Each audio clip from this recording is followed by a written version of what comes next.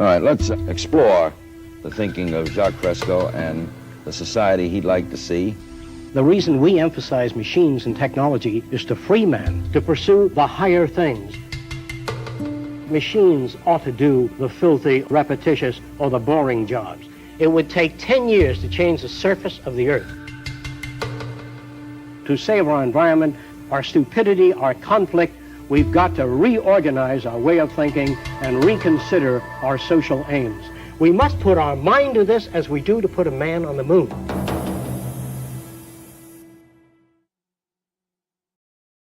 Like many kids, when I was 6 years old, I dreamed of flying in space. I'm old enough that back then the only astronauts were Flash Gordon and Buck Rogers. Watch guards will blast them to pieces before they land.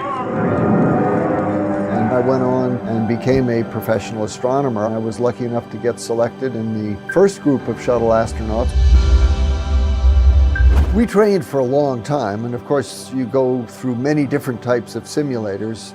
But when you're actually sitting up there on the rocket, you realize that, hey, this is not the simulator.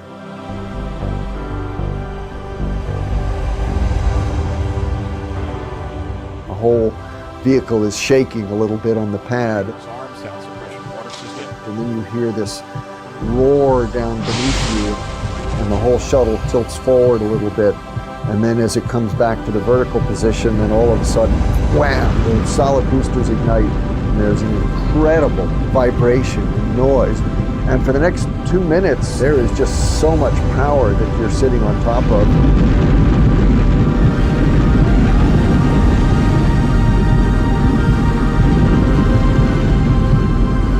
I was just sort of holding on, thinking to myself, whoa, I hope this whole thing holds together. And sure enough, it did. Of course, by that time, looking out the window, the blue sky has already turned to the blackness of space. And I can see in the distance the coast of Africa coming up into view, and I always remember that feeling on my first flight when I realized, wow, you're in space.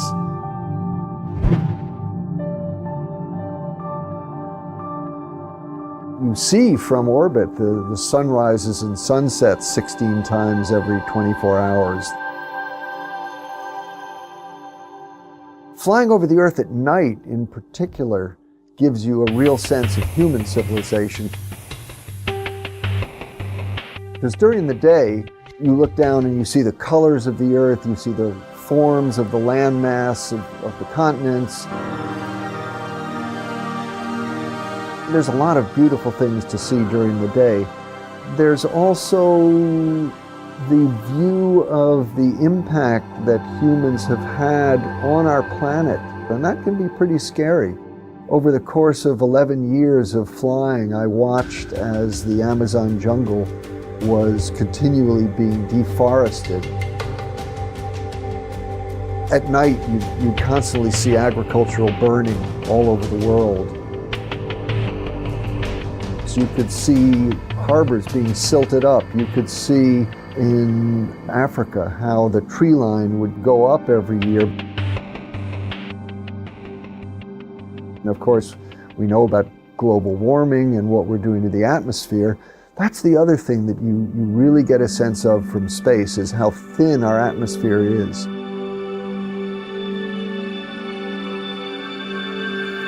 Basically, the idea that we're seeing this environmental damage on the Earth created by humans, but we see it from a cosmic perspective, means that it's just not something that we can ignore. The planet is responding to the presence of humanity.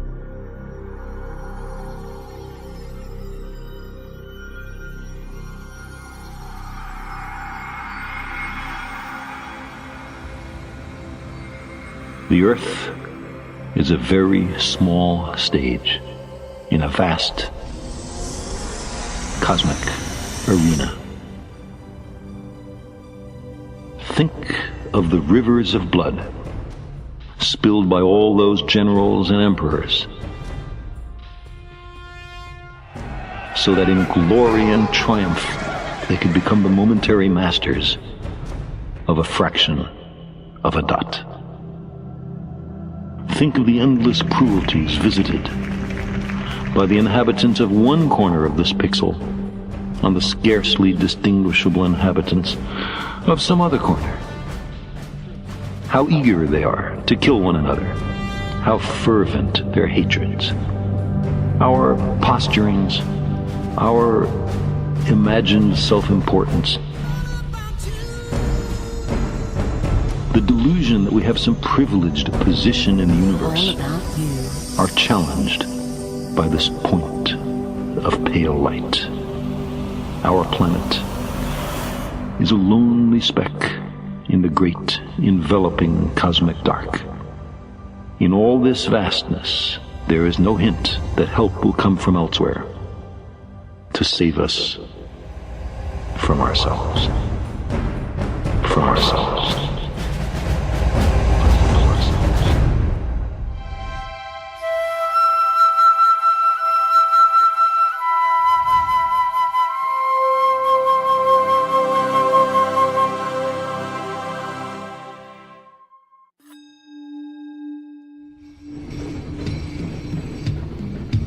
For the first time, we have the capability, the technology, and the knowledge to achieve a global society of abundance for all.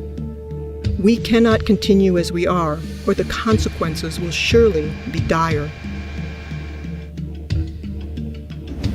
A 2012 UN report states that a global population growth from 7 billion to almost 9 billion is expected by 2040. Demands for resources will rise exponentially. By 2030, requirements for food are projected to rise by 50%, energy by 45%, and water by 30%. We are presently depleting natural resources 50% faster than their planet can renew. At this rate, it is estimated that we'll need 3 more planet Earths to keep up with resource needs as they are today. What is the 6th extinction? Is it happening right now? What's the cause of it? What we as human beings are doing to the planet, changing the basic conditions of life very dramatically and very rapidly. And yet, from environmental disaster to war, our obsolete value systems perpetuate insanity, threatening us on many fronts. Is it the best we can do to just clean up after the fact? Are politicians capable or even competent to manage the world around us? Speaker, let me explain. The Prime Minister. Are we simply incapable of anticipating and planning for our future? Are we innately flawed in ways we can't change? Why not just use firing squad? We often hear that human nature is fixed. It's only human nature. And our worst qualities are inborn. How are they going to stop being criminals? Oh, nonsense. They were born that way, and there's no use trying to change them.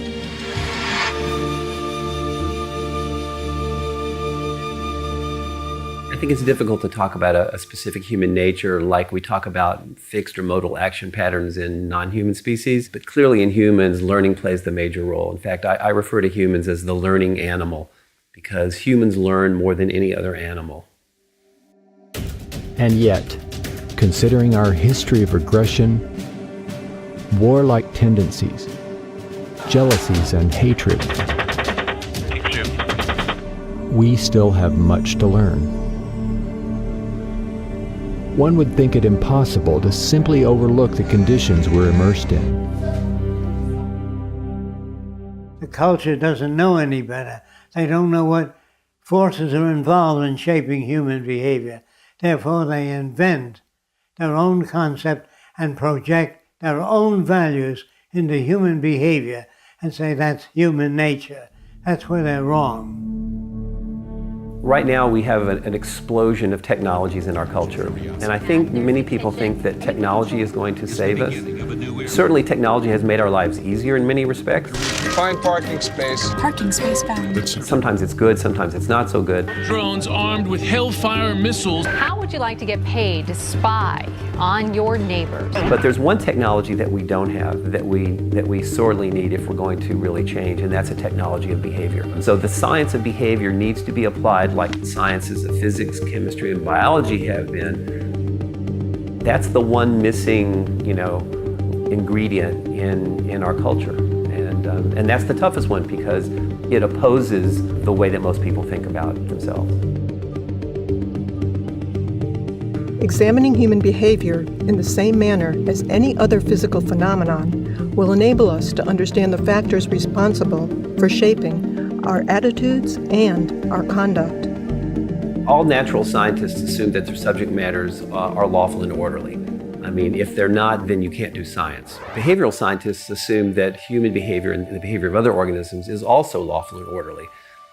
To not assume that means that you accept that human behavior is somehow separate from the rest of nature. We don't make that assumption. We make the assumption that human behavior is part of nature. Human behavior is just as lawful as everything else. The sunflower does not turn to the sun. The sun makes it turn by pulling in membranes. A sailboat cannot sail. The wind moves it. Plants can't grow.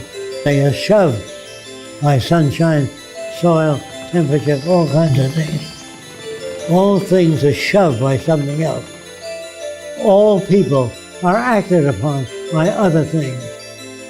Remember, your mother said cup, table, light, papa, mama, over and over again until you did the same thing.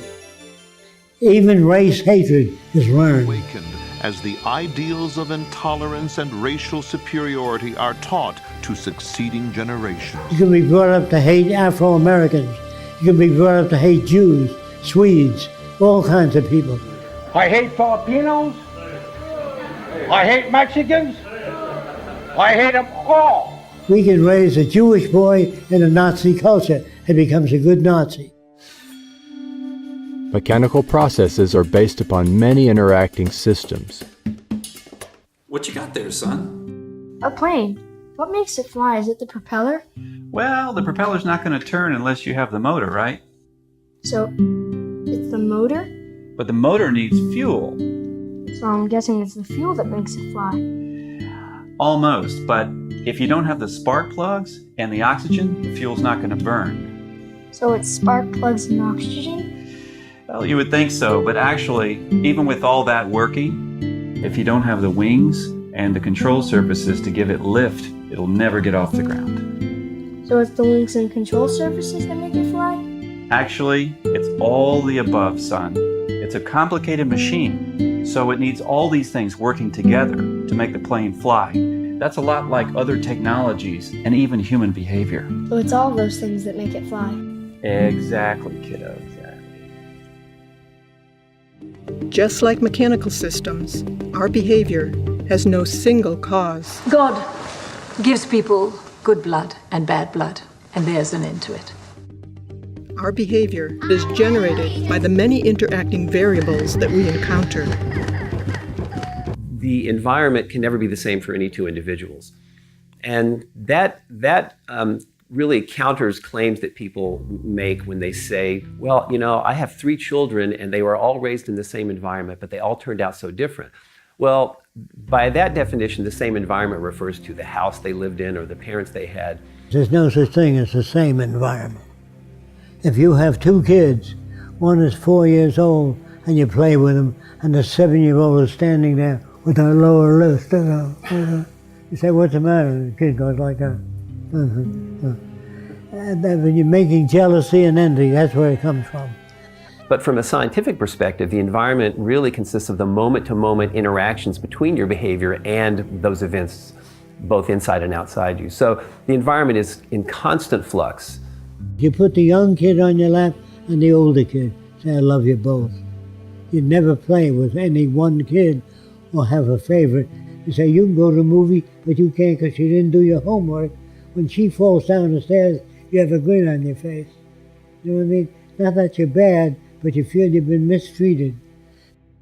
Even our concepts of aesthetics and beauty are often attributed to an intrinsic quality, but closer investigation reveals that these perceptions vary greatly from place to place and throughout history. I think notions of aesthetics and beauty are for the most part learned. I mean, all you have to do are cross-cultural examinations of what people consider to be attractive and beautiful, and you'll find that they differ widely from culture to culture, and sometimes they differ widely within the same culture. There's people who wear brass rings around their neck.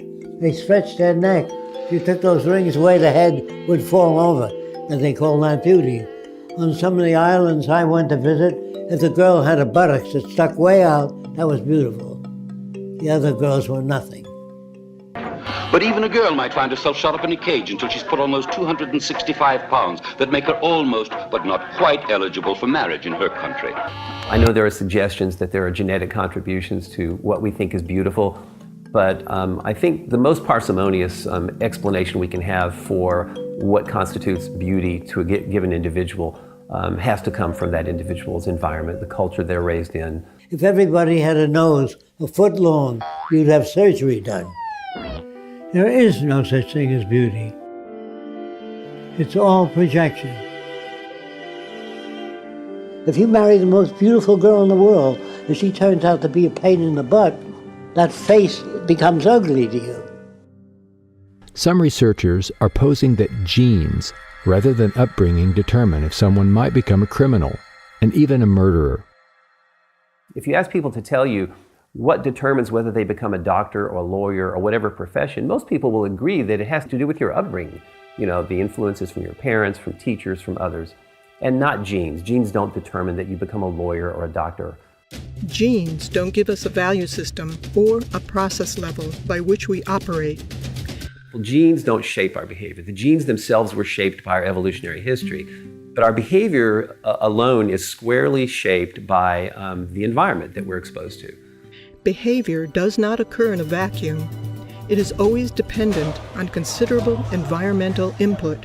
I wanted to know whether men have a natural attitude toward women or do they learn it. So I went to some island years ago.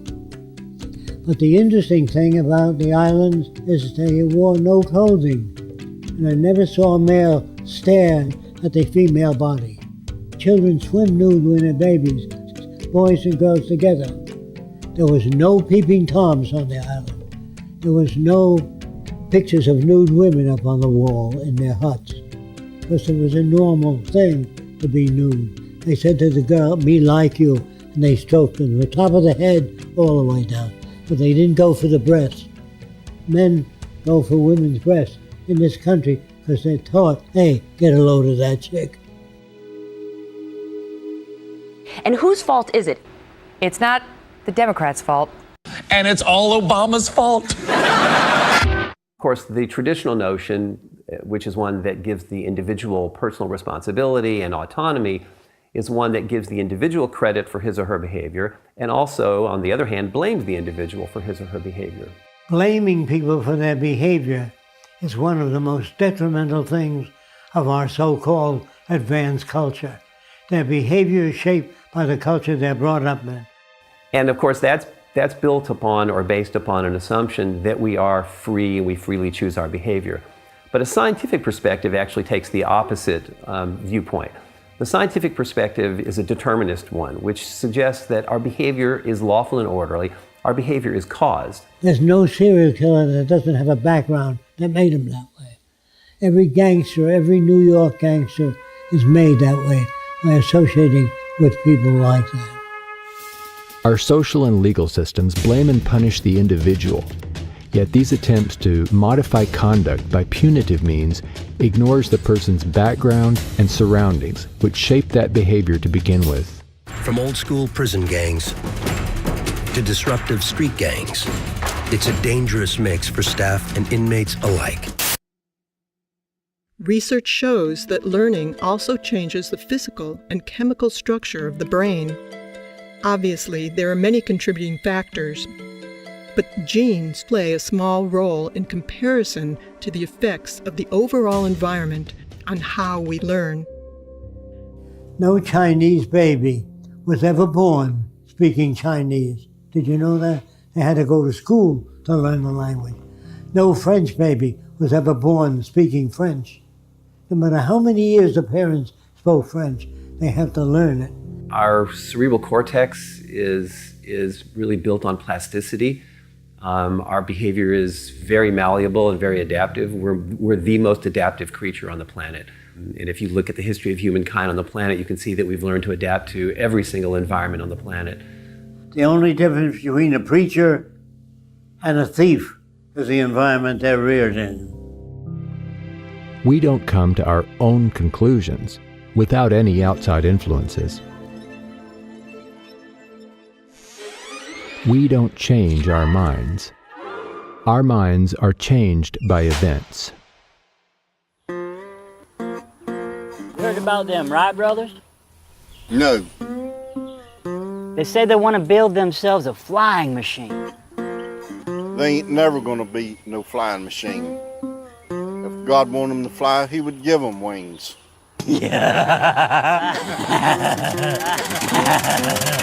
Our minds are changed by events. I changed my mind. Yeah, me too. If you're born with a brain that's more effective, faster than the average brain, you become a fascist faster if you're brought up in a fascist environment. A good brain cannot describe that which is significant. A brain has no mechanism of discrimination. Only experimental evidence determines that. If the surroundings that establish our values remain unaltered, in spite of the urgings of poets, priests, and politicians, the same behavior and values will persist. If you tell people that you're not the fish in a certain area, if you don't provide food for those people and the means of living, they will violate those laws. All laws have to coincide with the nature of the physical world. But it isn't the law that prevents crime. It's if you meet the conditions. These days, rhino poachers come by helicopter, armed with powerful tranquilizers and a chainsaw. Rhino horn is now worth more than gold. If people are unemployed, they will do whatever they have to do to feed their family. So if you make a law and say that you're not to steal food, they will steal food if that serves their family needs. Any law that's made by man that doesn't fit the circumstances of reality will be violated. Higher ideals and aspirations that people hope for can't be realized when there is deprivation and war. If you want to go bomb somebody, there's remarkably little discussion about how much it might cost. But when you have a discussion about whether or not we can assist people who are suffering, then suddenly we become very, cost conscious. No culture evaluates human behavior in this way. If they did, they would question what is it that generates greed, bigotry, inequities, and war. They bring you up with the values that put them in power. Unfortunately, all societies to date have indoctrinated people toward values that perpetuate those in power.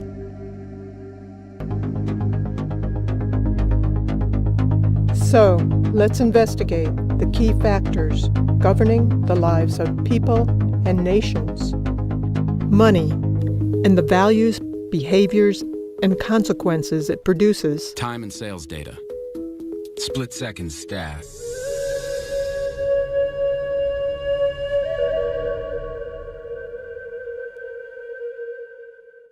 As a remnant of antiquity, money now largely serves as a mechanism of corruption, deprivation, and control in the hands of a few. It's corrupted everything. I mean, every institution that we live in is corrupted by money. What's fascinating to me is that we can become enslaved by something that we've created. Not physically, but just mentally enslaved by a notion that was invented by humanity. It is archaic because I think we've grown past what money can do. It is well enough that the people of the nation do not understand our banking and money system, or if they did, I believe there would be a revolution before tomorrow morning. Henry Ford, Ford Motor Company. In a desperate attempt to survive, many work multiple jobs. They may steal, lie, or embezzle. So stress-producing that the average person worries about rent, losing their job, can't pay off the house. On a bigger scale, the profit motive creates a ruthless cycle of devastation. Illness, pollution, and war are accepted as normal. You have sort of a wartime economy that begins to be self-perpetuating, and you have powerful people inside of a power vacuum, really, who see it as in their interest to perpetuate the conflict. But it does benefit the few at the top who live parasitically by the manipulation and control of money. The banking system right now is effectively enslaving individuals, enslaving students, enslaving institutions, and sucking resources from them. They set it up so that there would be private central banks that could charge everybody interest on the currency and allow themselves to get rich without having to do anything. Who's been doing all of this? It's a group of bankers, the Federal Reserve System, that's a private system. The Fed is a private bank owned by private stockholders. Do not let the name Federal fool you. In 1913, which is when Woodrow Wilson allowed the Federal Reserve System legislation to be passed, most of the Congress people had gone home. This legislation turned the central bank system of the United States over to the Federal Reserve Board, making them the only group that could issue Federal Reserve notes or U.S. dollars. President Wilson, he regretted that. He said that he had just sold this country downstream. A great industrial nation is controlled by its system of credit. Our system of credit is concentrated. The growth of the nation, therefore, and all our activities are in the hands of a few men. We have come to be one of the worst ruled, one of the most completely controlled and dominated governments in the civilized world. A government by the opinion and the duress of small groups of dominant men. President Woodrow Wilson, 1916. It's a fiat system that we operate under, and it's actually someone punching numbers on a computer somewhere. That is how we manufacture money today. There's nothing backing it, there's nothing behind it. When government spends more than it collects in taxes and needs money, it does not print its own money, but borrows from the Federal Reserve in exchange for U.S. bonds, which the Fed provides at interest. When people and corporations want money, they go to banks as well. The system is rigged. If a bank buys a $100 bond, the bank gets to lend out 10 times that amount, or $1,000. They created the extra funds from nothing. No money, gold, or anything to back it up.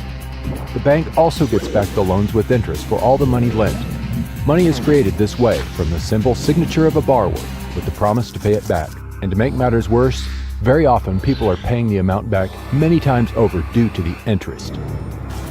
This is the process by which individuals, companies, and governments acquire money.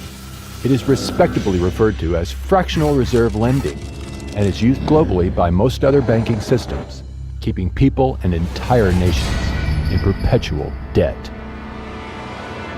So if you just keep printing dollars with no backing, at a certain point, people lose confidence in the currency, and that's what's happened.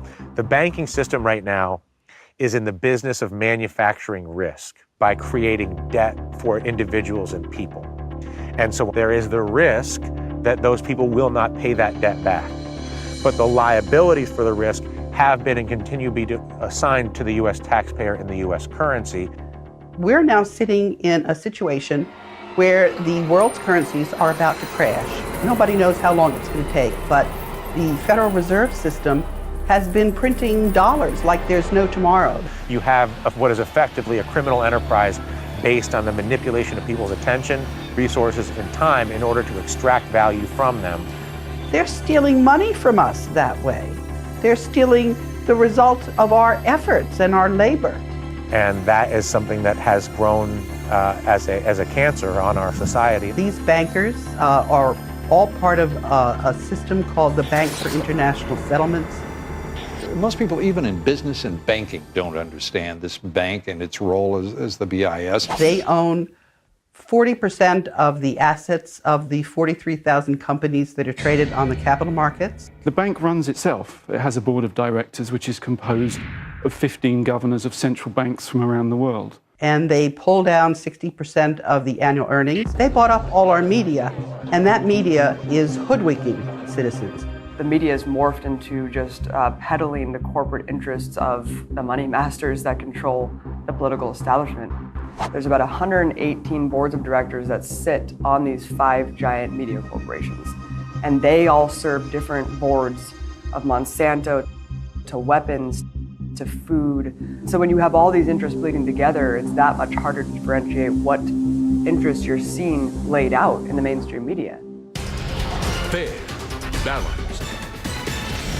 If you want to understand power, you have to understand who nominates candidates, not understand who votes for candidates. Our system is not a democracy. The percentage of our population that participates in the nomination process is literally less than 5% of the population, and really less than 1% of the population. If I was in control of the nominating process of everything that everybody ate, and I always nominated cheeseburgers or fried chicken, and I told you that it was a democracy and you could eat anything you want as long as it was a cheeseburger or fried chicken, would that be a democracy? I could sell it to you as a democracy because I don't decide whether to eat cheeseburgers or fried chicken. You get to vote in a very large and well-publicized election as to whether we're going with fried chicken or cheeseburger. And people organize into very tribal groups, being very anti-fried chicken and very pro-cheeseburger, or they'll explain to you exactly why cheeseburgers are going to be the end of the world and why fried chicken's going to save you. Those who can afford it hire lobbyists who essentially buy politicians. Most of the time, either party will suit their needs. Definition of a lobbyist in the United States is someone who advocates for someone else and is getting paid for it. The laws then enacted are quite often written by the corporations to benefit themselves. Professor Thurber sees an underground explosion in lobbying and estimates the industry actually brings in more than $9 billion a year, exceeded only by tourism and government. The reason that we aren't changing things right now is the banks have lobbyists in Washington in numbers I've never seen.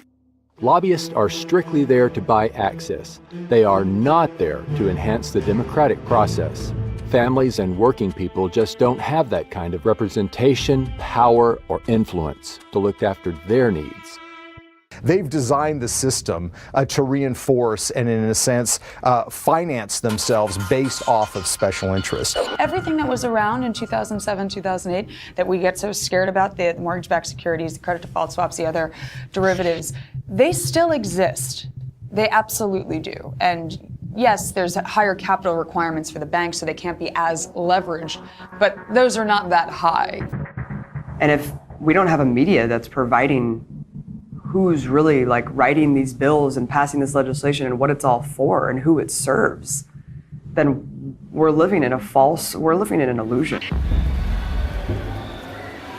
Well, I think that generally the laws in this country are written by the wealthy and the powerful, because I think by definition that's who controls the legislatures and the commanding heights of the power system in this country. And that's a scary reality, because you can pay your way into having laws implemented that serve you and your corporation as you would like them to serve. The complete impunity that corporations have to operate unabated and pollute the entire planet. A major spill of toxic coal ash is raising questions again about the safety of water and the government regulators overseeing industry. There's zero accountability. Other than slap on the wrist of a couple fines here and then. Slave labor to the exploitation of resources on the planet. The slap on the wrist of industries that pollute, cut corners, and violate policies will continue as long as it's profitable to do so. JP Morgan paid $13 billion in fines last year. If you have that much money in order to just pay fines, and they put away $19 billion for paying fines. JP Morgan is paying $410 million to settle charges with the government, but JP Morgan is not admitting any wrongdoing. Goldman Sachs settled early on in this case for $550 million without admitting wrongdoing. UBS has agreed to pay about $50 million. Under the terms of the settlement, UBS did not admit any wrongdoing. Well, I think that people commit the crimes that they're in a social position to commit. I think it was Bertolt Brecht that asked, which is a greater crime, to rob a bank or to own one? And I think as we've seen from everything from the savings and loan scandals to the Wall Street meltdown, that all too often the owners of the banks are frequently looting the institutions that employ them. They commit all manner of illegal acts, and yet they're very rarely prosecuted for them. And throughout history, there's been very little, I think, pretense that the government has always acted as an agent for the wealthy class. Yes, there might be idealistic politicians that got into the game to change the world, but if they're good, any good at their job, they're no longer changing the world. They're serving the interests of their donors if they want to rise in the world of politics. They say, write your congressman. Who the hell is this jackass that you have to write? He should be at the forefront of technology and knowledge. You don't have to write him. I'm sure most of you have flown in airliners. You don't have to write the pilot saying you're flying at an angle. Straighten out, God damn it. He knows his business. That's how he got the job. The people in Washington are lawyers and businessmen and can solve no problems. If the bottom line and it's a profit-driven world, then those interests are going to be served first and everything is going to be secondary. And that's the sad reality of it. There is no value system that's put out there that is actually beneficial to humanity because it's based on consumerism and profit making. And we use artificial pumping in animals to make them grow faster. So if you can multiply the cells in the chicken faster, you can sell it sooner. But does that have an effect on the human body? They don't worry about it. They worry about the sale of chickens. Wealth is going to the rich faster than any other time in history. The success of the industrialized world has been dependent on the failure and the lack of development of the developing world. I mean, the reason that they're stifled is because they are indebted to the first world. We wouldn't be prospering if it weren't for the labor that's going on and the indentured servitude that's going on in the entire developing country. And so that's the power dynamic can never change in that respect because it's literally dependent on it being that way.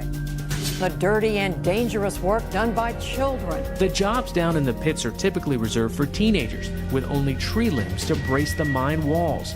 The risk to them is real. Rich governments like to say they're helping poor countries develop. But who's developing who here? Each year, poor countries are paying about $600 billion in debt service to rich countries on loans that have already been paid off many times over. And then there's the money that poor countries lose from trade rules imposed by rich countries. Altogether, that's more than $2 trillion every year. Money systems have existed for centuries, and whether we realize it or not, have always been used to control behavior by limiting the purchasing power of the majority of people. One example of this is the criminal justice system. Many proclaim prisons don't work, but ultimately, prisons are a resounding success as a tool for social control to safeguard the political and economic established system. If you hire people whose only expertise is caging people to try to fix social problems, you're not going to get a very good solution. But I think that they're very good at caging people, and I think that's why mass incarceration has been a huge success for the ruling class in this country. The United States is really number one in a lot of things, and I think the biggest thing that we can say that we're number one in is how many people we lock up. And the United States has roughly 5% of the world's population, but we've got 25% of the world's prisoners. China has 4 times as many people as the United States does and half as many prisoners. The United States has more prisoners than the Soviet Union did at the height of the purges and the collectivization in the 1930s and the infamous Soviet Gulag. Poverty is a vicious cycle, rarely escaped by the poor. Studies found that scarcity can reduce mental capacity and cognitive performance. In children, it affects their brain development and memory.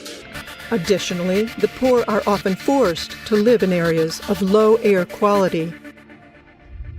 Far from being a problem for only the poor, all areas of the socioeconomic spectrum suffer when our air, food, and water are polluted by fossil fuel emissions and radiation from nuclear accidents.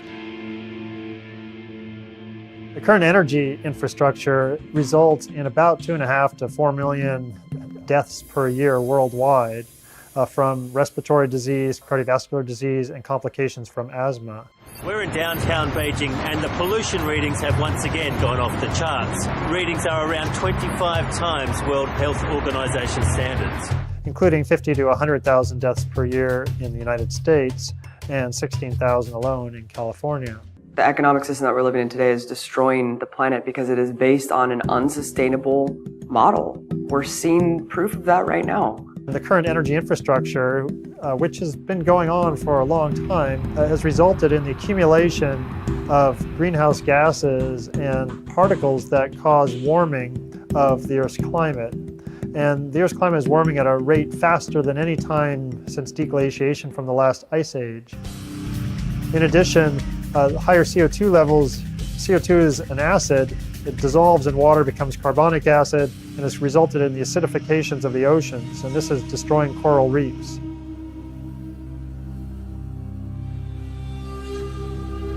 We have to realize our planet does have a certain amount of regenerative power, and there's no question that we've been through numerous worldwide extinctions. We have fossil records of that, and the Earth has recovered.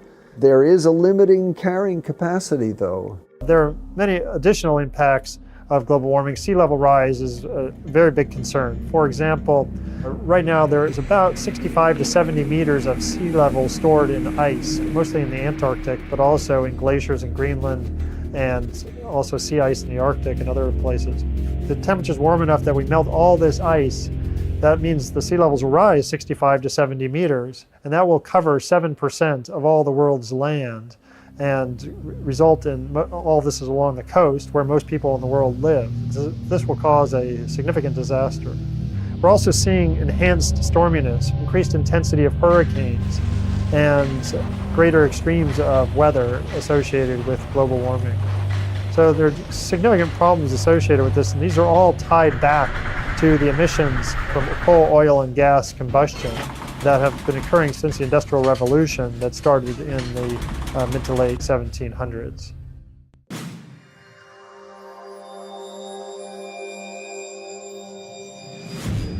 It is probable that war itself could be our undoing, let alone the environment. Our brutal, competitive behaviors are not human nature, but simply a result of scarcity, making us all competitors in the fight to attain what we need to survive. And while scarcity is naturally occurring, it's also intentional in industries and governments for profit and national interest. As long as nations are immersed in scarcity, we will continue to have conflicts between people, crimes, murder, and other violence, to all-out war, the ultimate expression of human stupidity. The ground shook in the U.S. bombardment. Bomb the heck out of them. These behaviors must be surpassed if we wish to survive. That's the best recruiting tool for Al-Qaeda. This guarantees the cycle of violence will go on. And with our technological ability to provide for all, we must take steps towards a different approach. Or the endless cycle of booms, busts, and war will continue. No! Peace in our time.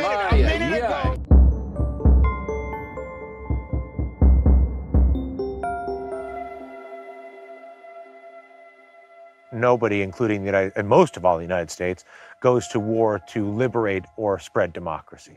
The only incentive on a practical level to go to war is to acquire resources.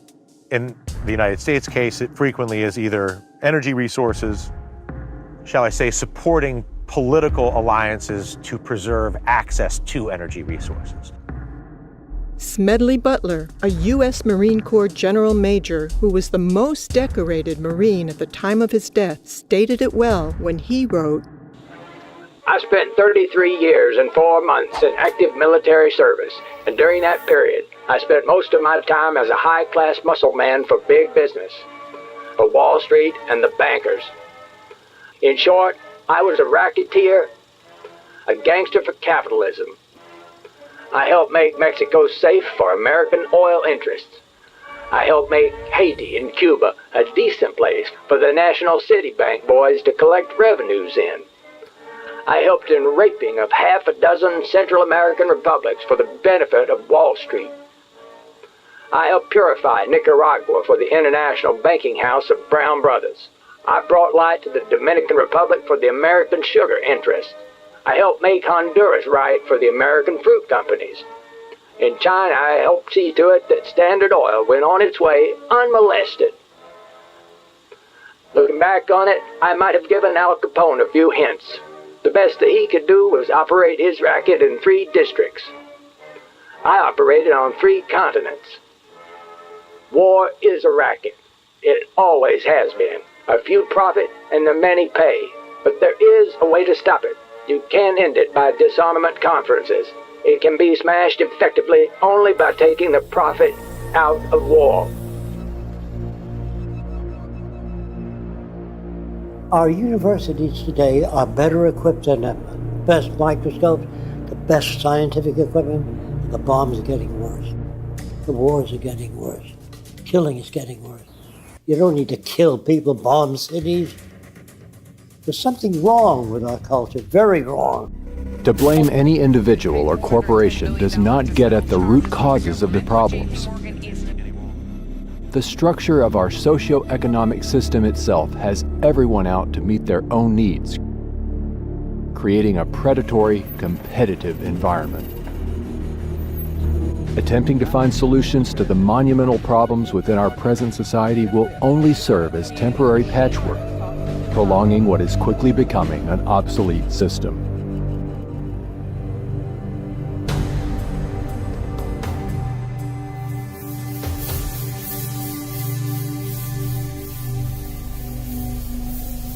Now more than ever, a sustainable civilization is possible, and furthermore, essential. Our social designs, language, and values have evolved from ages ago. The reality of scarcity in earlier times shaped our behaviors and remains deeply entrenched in all cultures today.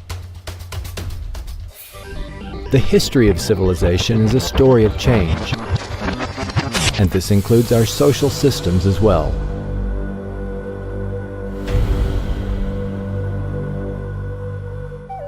Our earliest enlightenments were but stepping stones in the sequential development to our present science and technology, which could now produce and distribute abundance to everyone.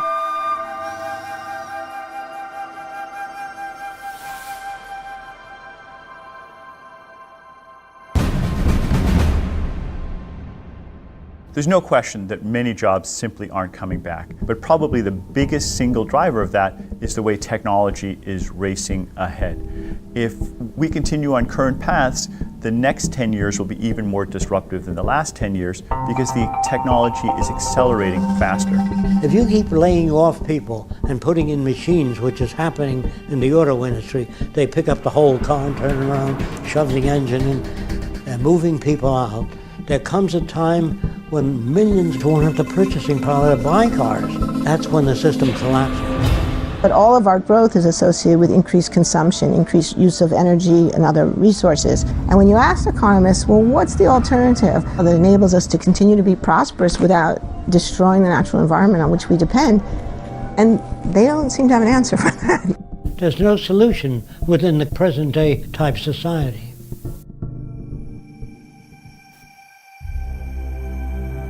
The Venus Project proposes a workable alternative.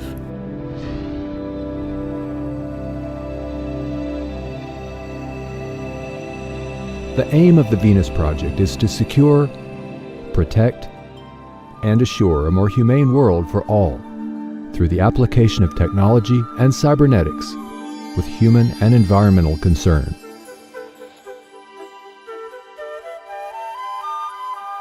People need information to be able to move into the future intelligently. Without information, there's no way you can develop a sustainable culture. It can't be done politically because the problems are technical.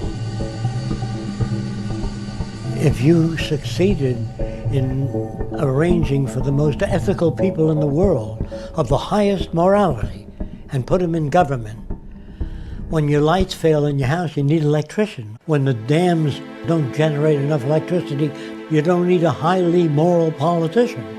You need an electrical engineer. So our problems in the world can be solved by technical people.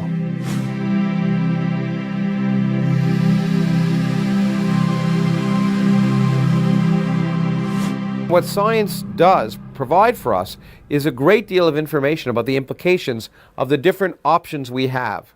So science helps us make better decisions by informing those decisions.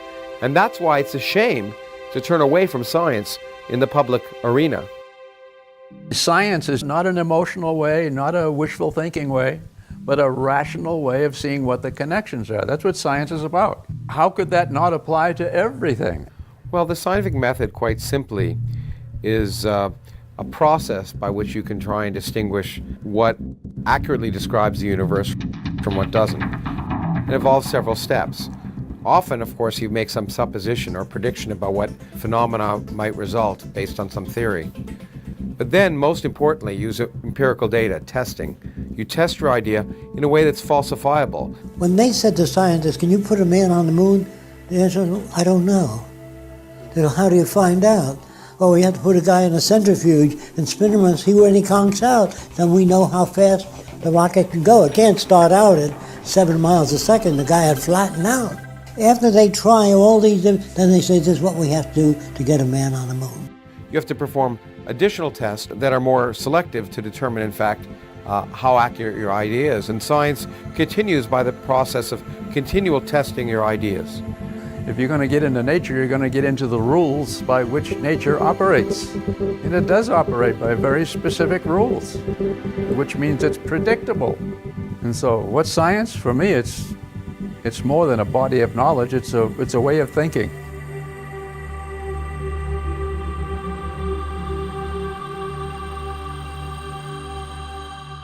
Now, language itself is subject to interpretation. When you say something, it goes through my filters and comes out a little different than what you mean. Now, if you had that in the scientific world, engineering world, when engineers talk to each other, they use physical reference for their language. If they all interpreted what they think the other guy meant, you couldn't build bridges, they'd collapse. So in medicine, when a doctor says hemostat, the nurse doesn't hand him a towel, she hands him a hemostat. So that language is very precise. The thing about science is it's independent of culture, religion, language, everything. That's why scientists from around the world can work together. We all speak the same language. They're talking specifically. A wonderful thing about a blueprint, if you give a blueprint of an automobile to Italy, China, France, they all turn out the same automobile because it has uniform interpretation. I was just giving a lecture about two very important results which vastly disagree. What did the two groups do that vastly disagreed? They decided to work together. And their interest was determining what nature tells us, not what they wanted to be true. There's no Chinese way of building airplanes. There's a mathematical way. Oddly enough, we've never applied the methods of science and engineering on a global scale to achieve a more just and equitable social arrangement. Our failure to do so leaves us continuously on the brink of oblivion. Scientists were never asked to design a society without automobile accidents. They were never asked to design a city that's self-sufficient. You know, when you took the Manhattan Project, they were supported, so they built the atom bomb. We're working on the wrong things.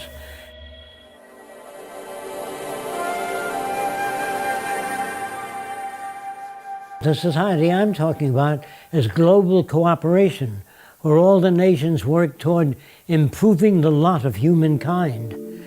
Now, why do that? Because the smarter people are, the richer and more secure everybody is. But in the future, when you join all the nations together, and they can see the advantage of sharing all the Earth's resources and all the knowledge by all nations, once they realize that advantage, they will join together. If they do not, they'll kill each other. That's what endless warfare has led to. Brigandage. What else could happen? But we, who are all that are left of the old engineers and mechanics, have pledged ourselves to salvage the world. We're the last trustees of civilization when everything else has failed.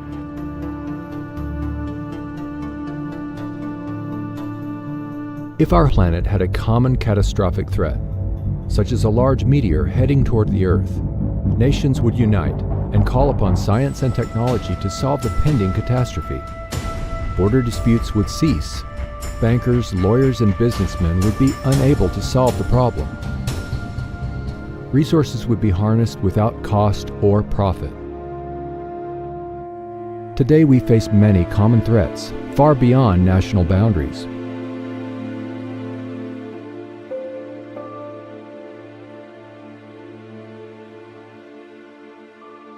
In the world today, we have enough resources to solve most human problems. We can build cities, hospitals all over the world if we use resources. But if you conscripted all the money in the world, there's not enough money to build hospitals and housing all over the world and finance the education of students. But we do have enough teachers and enough buildings we can use for universities. We have the resources. Money is an interference because it limits our ability and it limits our dreams. Imagine the possibilities of an unprecedented mobilization of scientific and technical alliances toward problem solving without the interference of money or politics to initiate global unification and restoration. This could easily enable a high standard of living for all. This is what Jacques Fresco had in mind when he proposed a resource-based economy. If our planet ran out of resources, no matter how much gold or money or possessions you had, you could not survive. Our entire survival is based upon resources. Growing up in the Great Depression in the early 1930s in New York City was a catalyst for his life's work. Jacques explored many different social alternatives during that time, but all seemed insufficient. He rejected the obsolete teaching methods of the time and was granted special privileges by his principal. He read books that furthered his interest in human behavior and social change. His early research with training and observing animals led him to similar findings with people as well. He concluded the environment shapes our values, our identity, and generates our behavior. Fresco witnessed great suffering and scarcity, even though Earth was abundant with resources. He saw it was the rules of the game we play by that were at fault. Jacques started with a lot of technical things when he was very young, and what gave him incentive for that, some of the first designs, was that his younger cousin cut his fingers in a metal fan, so Jacques came up with a fabric fan. He was just a little kid, and he took it to the fan company, and they said, "Oh, nice idea, kid, but it's not practical." And then a couple months later, they came out with it. This was his first introduction to the free enterprise system. It's not free and it's not enterprising. Fresco grasped the necessity to develop an entirely new social design, which integrates the best of science and technology dedicated toward human and environmental concern.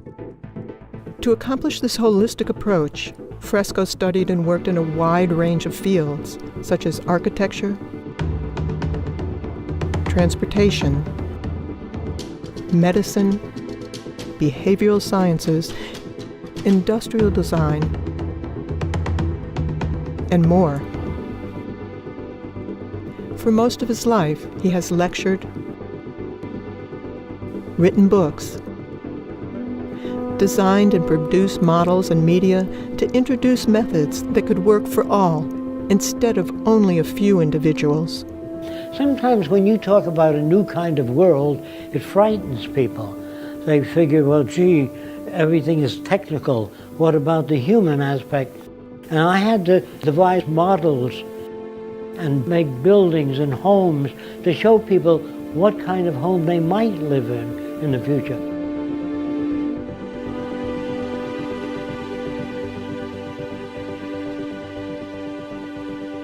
I really don't know what the future will be like, but there are possible alternatives, thousands of different alternatives.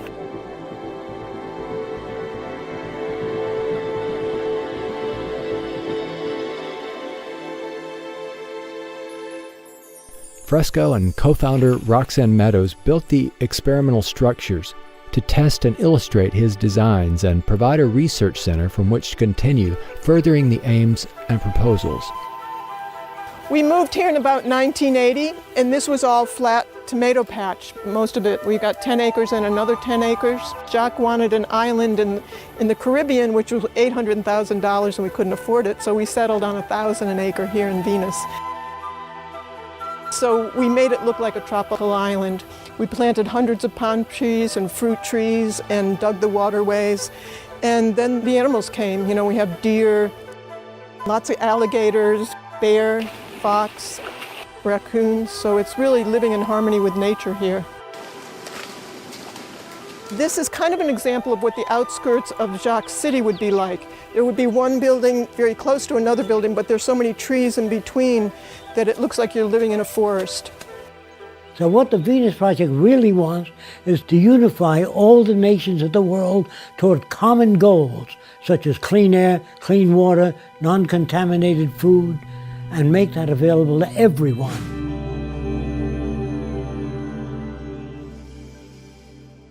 What is really needed is the intelligent management of the Earth's resources. A resource-based economy is based on the carrying capacity of the Earth and its resources. If you don't work in terms of existing resources, you're working in some metaphysical plane. In a resource-based economy, all resources would become the common heritage of all the world's people, and access to the necessities of life would be for all the world's people. There would be no more monetary systems or trade, barter, or any other system of human servitude. A resource-based economy allows social advancement and worldwide reconstruction in the shortest time possible. Under scientific scales of performance, we can provide everybody with more than they need. I'm saying that the average person in this Venus Project will live better than the wealthiest people today. But first, you take a survey of the Earth's resources. You don't leave it up to the opinion of somebody or a group of people. You find out what you have, and that gives you the parameters of what you can work with. So you find out where your technical personnel are, where your water is, where your arable land is, the health of the people and the needs of the people, and you build according to that. That will determine where your hospitals go and everything else. A resource-based economy operates as a balanced load economy. This means avoiding shortages and overruns, thus optimizing efficiency and conserving energy. There would be no excesses and little waste. It would be balanced to the environmental conditions and human needs. For instance, there would be no houses without people in them, or cargo trains traveling empty or stored in freight yards dependent on the business cycle for their use. This also ensures natural resources are not depleted as in our present system. Here's where I got the ideas from: the human body. The brain says, if I do all the thinking, I want most of the nutrients. And the lungs would say, just a minute, if I don't oxygenate the blood, you couldn't work as a brain. So the brain says, all right, I'll give you whatever you need. And the liver says, if I don't filter, the brain and the lungs will die. So every organ gets whatever the hell it needs. And so you have a system that works. When you get an infection in your toe, there's no committee meeting, no democracy, where they send the committee to the brain, say there's an infection in the toe. The brain says, we're going to do a 3-month study. By that, your infection's up to your knee. To achieve the intelligent management of resources, technologies are used to monitor and track goods and services. This is similar to industrial processes of today, but updated to equitably distribute goods and services to all. This is the basis for a total global systems approach. I can imagine an abundance economy where robots do most of the work, where our food, our clothing, our shelter are created by machines. And I think it's very realistic for us to completely eliminate absolute poverty worldwide, not just in the United States, by the year 2035. Nobody needs to starve ever again. That could be an enormous milestone that is achievable because of technology. When we computerize everything and start producing things and make things available, it'll be too cheap to monitor. With the most capable computers, we can arrive at more appropriate decisions on a global scale. I have no doubt that machines will eventually be assigned more and more decision-making. For example, years ago, a pilot would look out of a plane and says, I think I'm about a mile high. But today they have Doppler radar, and they know exactly how high they are. So we don't want human guesswork anymore when a machine can do it. So I see the future as using very sophisticated computers that make decisions. Now, how do computers make decisions? They have their tentacles out into transportation, agriculture, so they can tell you when the soil is depleted, when it has less water, because it has sensors built into the soil. The computer will be connected to weather departments, earthquake zones, everything. So I feel that eventually government will become computerized. Today, the world's fastest computer is in China. The Tianyi supercomputer is capable of 33.86 quadrillion floating point operations per second. 80% of what doctors do is going to be done by computers. Is that really true? Absolutely. I have zero doubt. You won't want a doctor to do your diagnosis or monitoring or pick your therapy. That's why IBM Watson's trying to pick cancer therapies, because it's too complex for humans to do. There's 15,000 diseases, 15,000 devices, drugs, therapies, prescriptions. Do you think if you're a cardiac patient, your cardiologist has read even 100 of the last 5,000 articles published last year on cardiac disease? Not a chance. But the computer can go through it all. Absolutely. You may have seen IBM's Watson defeat the world champion in the game of Jeopardy. Well, that same technology can also be used to solve legal problems, to answer questions in call centers, to make medical diagnoses. These are just wondrous technologies that are having enormous implications going forward. Recently, I got a chance to ride in a self-driving car. 10 years ago, I would have said that was impossible, but of course it did happen, and riding down Route 101 in California was a breathtaking experience for me. At first it was a little frightening, then it was a little exhilarating, and ultimately I felt quite comfortable in that car. Humans have accidents. Google's driverless car has driven 700,000 miles without an accident. Even the best humans have accidents before they get to 700,000 miles. All of us are beginning to be able to speak to our machines, whether they're cell phones or computers, and have them understand what we're saying.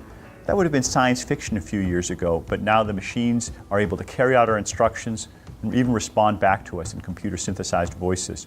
I think 10, 20 years from now, there will be very few areas, maybe none, where human judgment is better than machine judgment. So the computers will eventually be put in charge of everything except human behavior.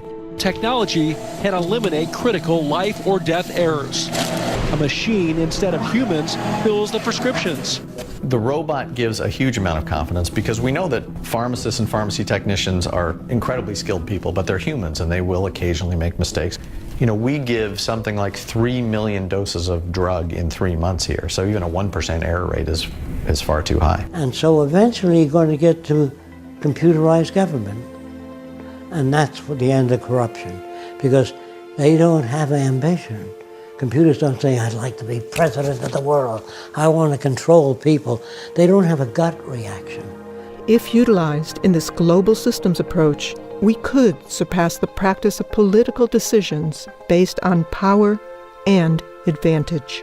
And even computer experts are writing books now on the machine takeover. Watch out.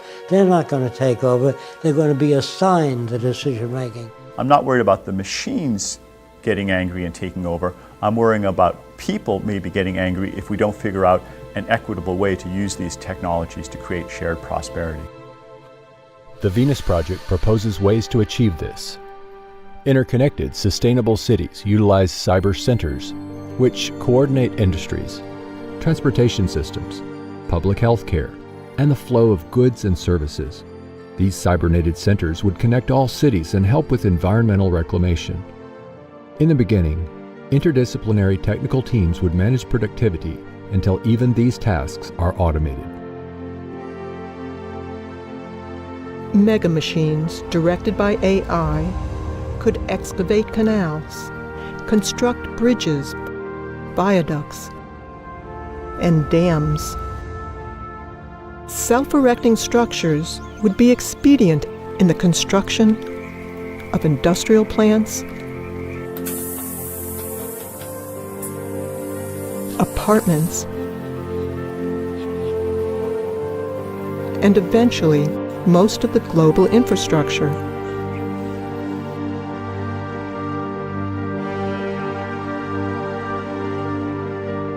We study all the negative effects before we build anything.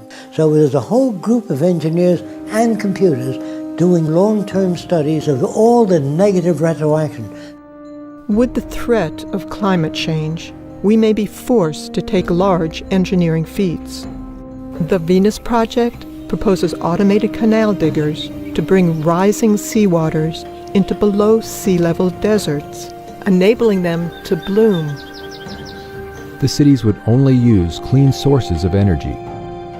Some say this is not possible, but even today, Professor Mark Jacobson is demonstrating otherwise.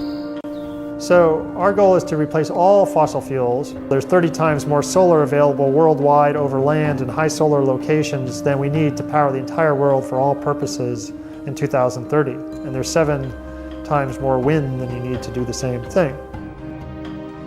So we are looking to combine all clean renewable energy sources that are available: wind, solar power, geothermal power, hydroelectric tidal power, and wave power. We would need about 4 million large wind turbines to power 50% of the entire world for all purposes. You might say, well, that sounds like a lot. But keep in mind, during World War II, the world produced about 800,000 aircraft in the space of 5 to 6 years, and the US produced 330,000 aircraft in 4 to 5 years.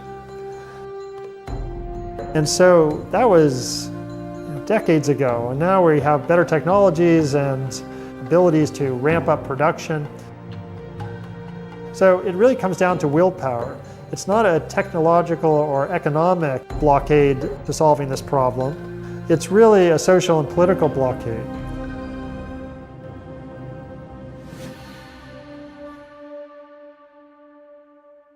The first city would be a testing ground for the implementation and further development of these social aims.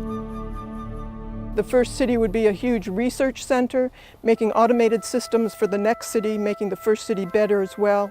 It would be a place where we would disseminate information. We'd have movie studios, we'd be making gaming, computer animation, a lot of different media to get to the public. It would be like a university city. We would have instructions as to what sustainability really means for the future. The cities of the future are circular, not because I like circles.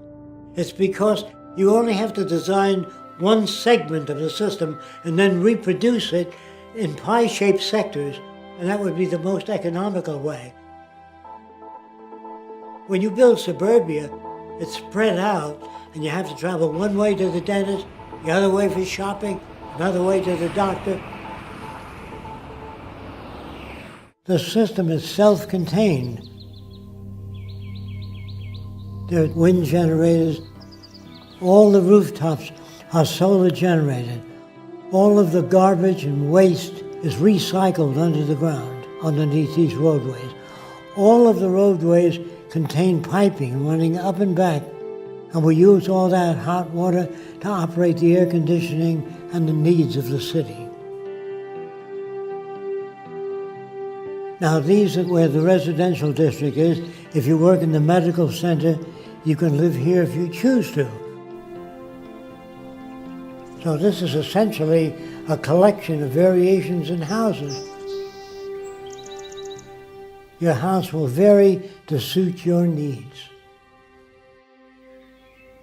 Fresco's designs are a showcase for the harmonious coexistence of nature and technology. Now, some people don't like living in individual houses.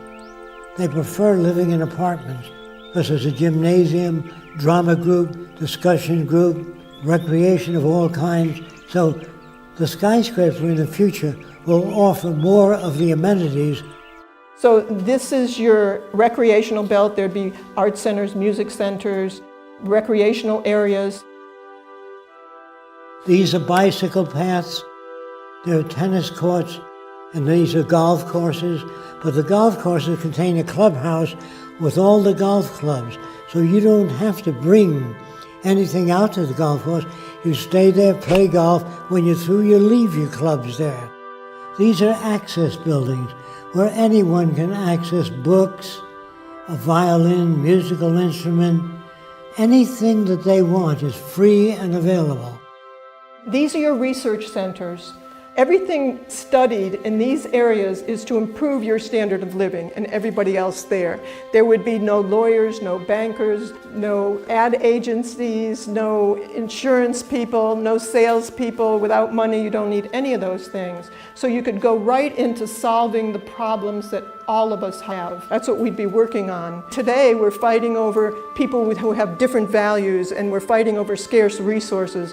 In the future, you won't have to do that. You'd be working cooperatively to improve the standard of living for everyone. A lot of people think that I want to give people things for nothing, and that's going to spoil people.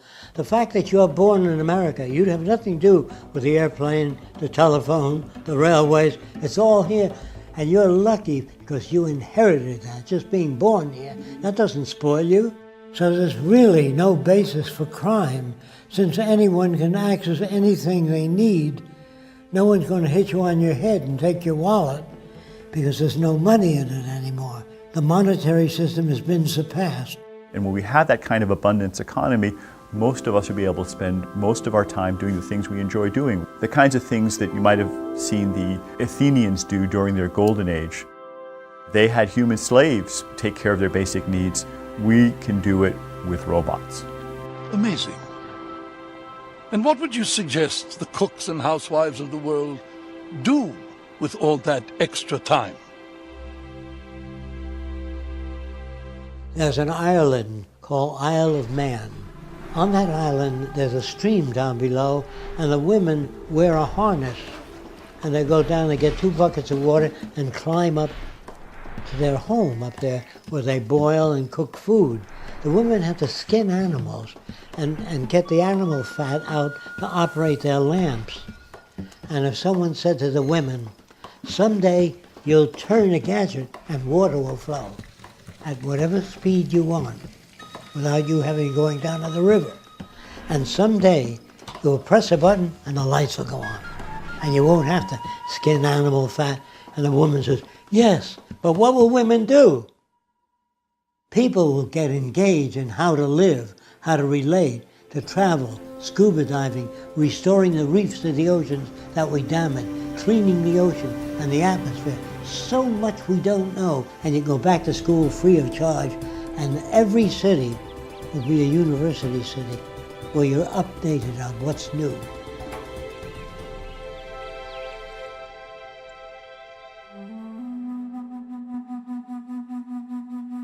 We would re-examine everything, from our social arrangements and building processes to our value system. Let's explore how this new social concept would work within a resource-based economy. It's not just architecture, It's a way of thinking.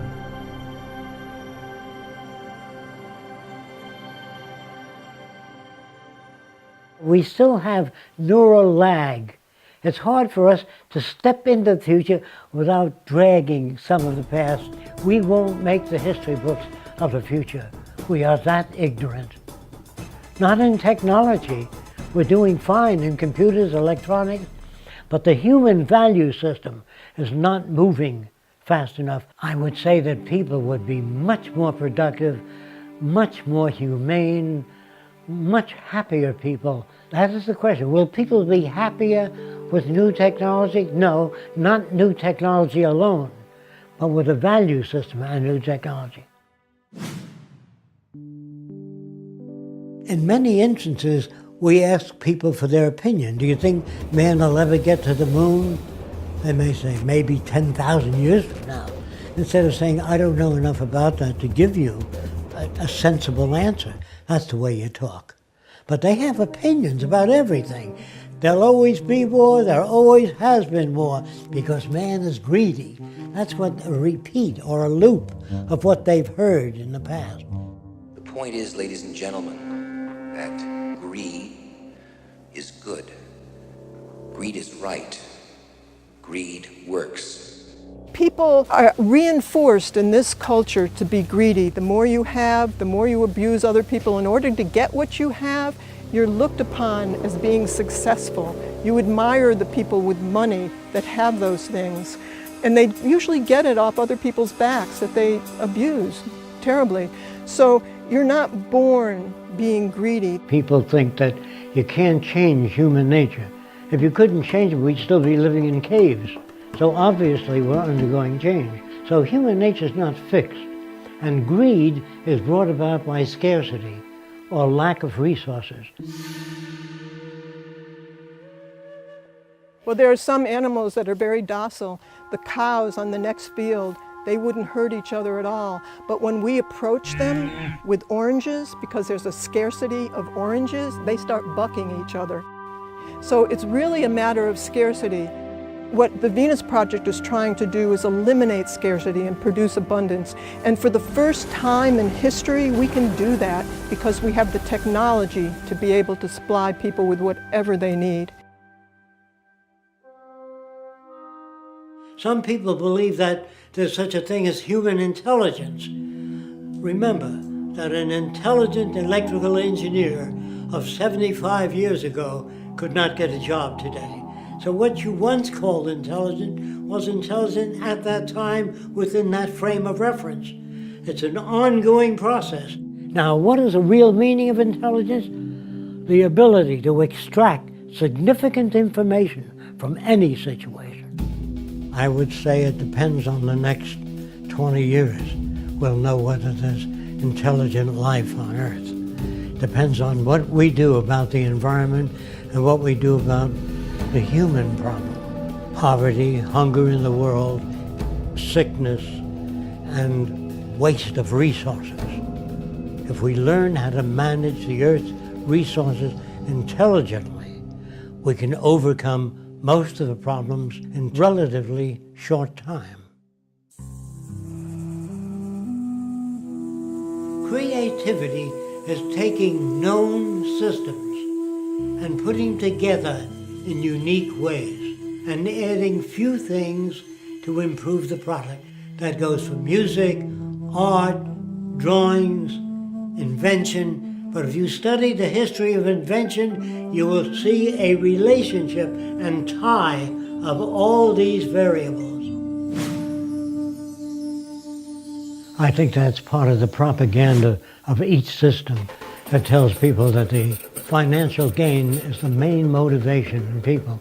It is the people interested in money, but there are other people that are motivated by other interests, medical research.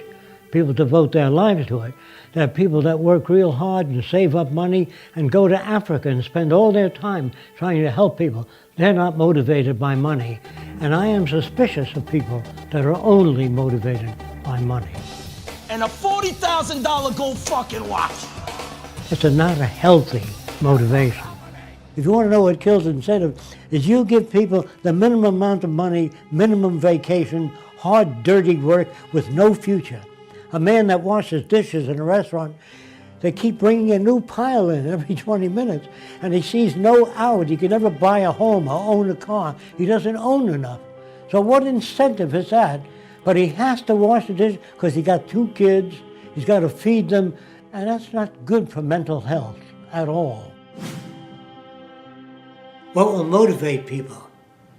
A world without war, poverty, hunger, loss of employment, loss of income. Your incentives and options are tremendous. Thousands of different things to do now that you got your food and housing and education. Now you go to work on solving not all problems, but all the problems of that time. So we do it because we are functionally selfish, meaning being selfish for yourself alone is detrimental, but functionally selfish means take care of the environment, share ideas with people, and in that way we all gain. They can see on the news every day that everything they do goes out there to all humanity. So everybody in the world represents an extension to their life rather than everybody selling themselves and making a profit on one another. They now have the time to appreciate what the new world does, and all the films of the future will show them what's happening all over the world and what's new, and that they have free access to what's new because everybody cares about everybody else. I'd like to strike out the word utopia. There's no such thing. It's like designing the best city possible. That's not possible. We can design a far better city, but as time goes on with new invention, it's always in the process of change. Are we civilized? Of course not. It's an ongoing process. When people think, well, your ideas are utopian, that's not utopian. That's applied technology and efficiency. What we want is an emergent society that's never established, always learning new things, always moving onward toward change, and to help people adjust emotionally and intellectually to expect change, and change for the better. If the environment is structured, it produces what you would call ethical and moral behavior. But if you don't alter the environment, it'll keep producing what you got now. So the environment has to be changed. That means the schools, the things we learn, our language, all of these things have to be updated. I think that people will be ethical to the nature of the world. Ethical not because it says so in a book. They're ethical because it's better for them and better for society. So the new ethics is based upon the carrying capacity of the earth rather than my opinion. Will it be a democracy? It never was a democracy. It's been corrupt all the way back, only it's never been disclosed. Did you vote for the space program? Did you vote for the building of warships? Did you vote for any wars? What the hell do you mean by participatory democracy? It never existed. These are words. Whenever you hear democracy and freedom, watch out. That means it doesn't exist. In a world where it does exist, there are no proclamations as to human rights. It's built into the system. Black studies, women's studies are all part of a system that hasn't achieved that. In the future, for example, if you said, you know, there ought to be more kindness in the world and more cooperation, they would say, how do you do that? If you have nothing to offer, they say, why do you make noises? They would not accept that as anything sensible. Emotions are superfluous to the task. Your feelings in the future, all emotions, will be translated to an action pattern.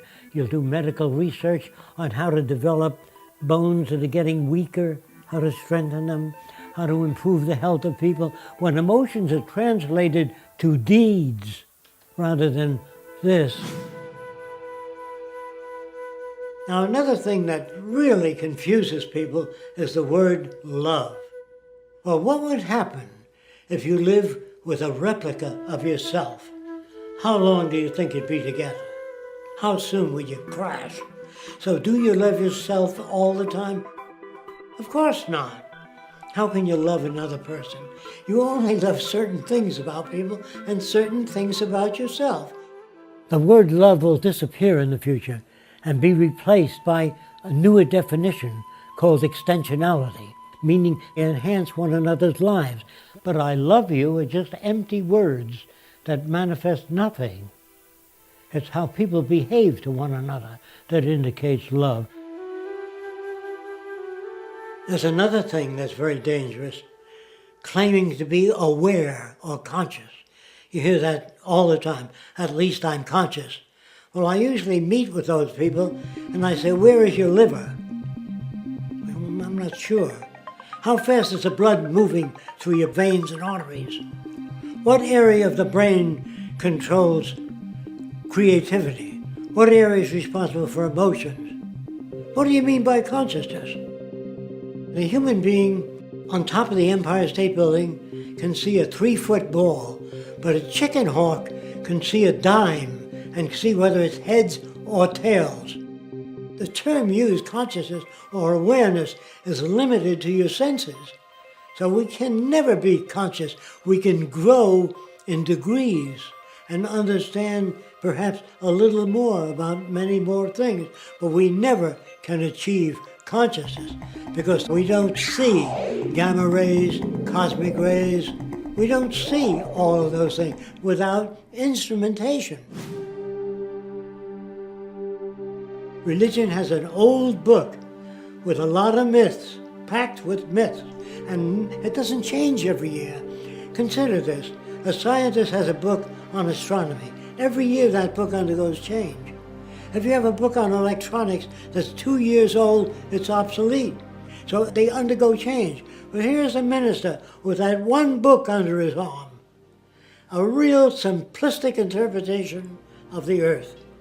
And it caters to what people fear. What happens after death? What happens now is that myth and superstition is pervasive, not because we don't have better ways of understanding things, but because people want to believe things that make them feel better.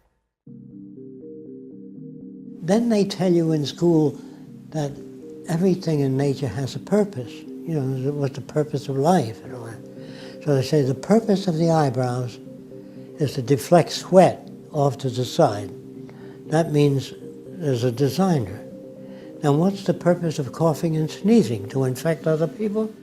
They say the purpose of horns on an animal is to protect itself. So I said, what's the purpose of those horns? They say, that's for ramming other animals. I said, what if the horns go off to the side? Well, that's for keeping them off the side. What if they go back? That's keep them off the back? No. Animals are born with every which way horn, and they learn how to use them. People hope that there's some cosmic purpose to their life, but in fact, science, as far as we can tell, tells us there's no evidence that there's purpose to the universe. Does that mean there's no purpose to the universe? No, we can't prove it. It just said there's no evidence of a universe with purpose, and the universe effectively acts like it has no purpose. Now, should this depress us? In my opinion, no. Because what it means is that the purpose in our lives is the purpose we make.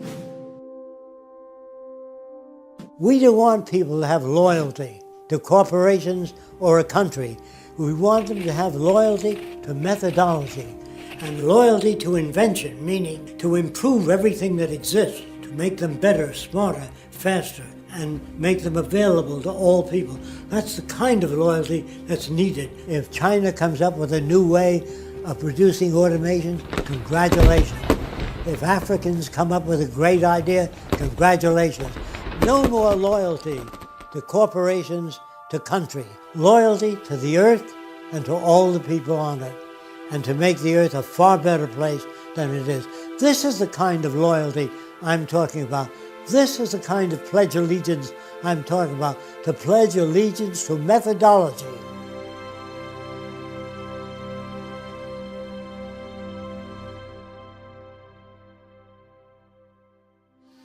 If we manage to arrive at a saner future, the tasks will be about solving problems common to all people. We have to anticipate that the earth is our salvation. If we don't take care of it, no matter how many churches you build, we will starve to death and kill each other. The real challenges are producing abundance, reclaiming damaged environments, sharing and creating innovative technologies, and improving communications between people. I know we can build a far better world without war, without most crimes, without the need for prisons, and without the need for money. We can surpass that. We have the technical ability to make things available to everyone. All the wonders of technology have no meaning at all unless it enhances the lives of everyone. The vision of applied science can serve the common good. And though this goal has eluded human civilization for centuries, the possibility of a better life for all will depend ultimately on the choices we make today.